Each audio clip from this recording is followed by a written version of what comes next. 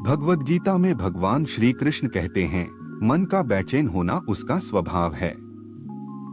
हमारे मन को लगता है कि अगर वह अलग अलग बातों के बारे में सोचता रहेगा तो हमें आने वाली हर मुश्किल और मुसीबत से बचा लेगा, पर ऐसा होता नहीं है।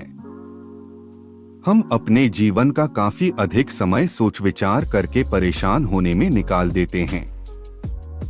भगवान श्री कृष्ण कहते हैं कि मन का यह स्वभाव बदलना मुश्किल जरूर है, असंभव नहीं।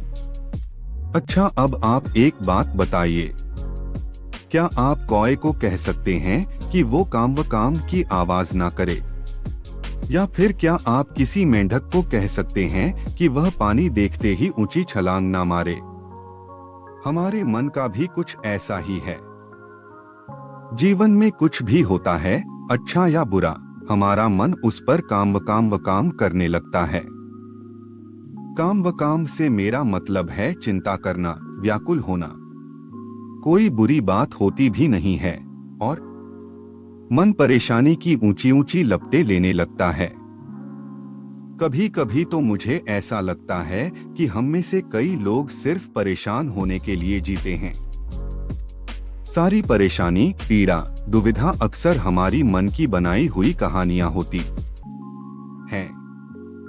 भगवान श्री कृष्ण हमें हमारे मन को शांत और स्थिर करने के लिए दो उपाय देते हैं। पहला, ध्यान लगाना या मेडिटेट करना। दूसरा, वैराग्य भाव सीखना। अब ध्यान या मेडिटेशन शब्द सुनते ही आप में से कई लोग कहेंगे कि आप आंख बंद कर सांसें अंदर बाहर नहीं ले सकते। यहाँ हम सब गलती कर बैठते हैं। मेडिटेशन या ध्यान का मतलब सिर्फ आंख बंद कर बैठना नहीं होता। मेडिटेशन का मतलब होता है अपना पूरा ध्यान किसी चीज पर लगाना और उसे हटने नहीं देना। अगर आप रोटी बना रहे हैं तो सिर्फ उस बात पर ध्यान दीजिए। अगर आप पिक्चर देख रहे हैं तो अपना पूरा ध्यान पिक्चर पर लगाएं। यह मत सोचिए कि पिक्चर देखकर आप अपना कितना वक्त बर्बाद कर रहे हैं। जब आप जीवन के हर छोटे बड़े काम को पूरे ध्यान से करते हैं तो आपका जीवन ही एक मेडिटेशन बन जाता है। ऐसे जीवन में शांति, स्थिरता, साहस और सफलता का होना अनिवार्य है। वैराग्य भाव दूसरा उपाय।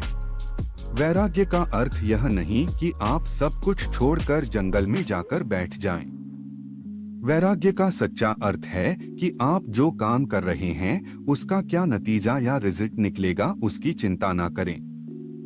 जैसे अगर आपने कोई इंटरव्यू दिया, आप यह कर सकते हैं कि पूरे मन से तैयारी करें और अपना बेस्ट देकर आ जाएं। वह नौकरी मिलना या ना मिलना आपके हाथ में नहीं है। इस नतीजे के पीछे अलग अलग चीजें हैं जो आपके बिल्कुल कंट्रोल में नहीं। तो जिस चीज के बारे में आप कुछ कर नहीं सकते उसके बारे में चिंता भी ना करें। यही वैराग्य का सच्चा मतलब होता है। और यही है भगवान श्री कृष्ण का दूसरा उपाय, मन को चिंता की लपटों से बचाने का। याद रखिए, आप पूरे के पूरे इंसान हैं। समझदारी, संयम और कुशलता से भरे इंसान।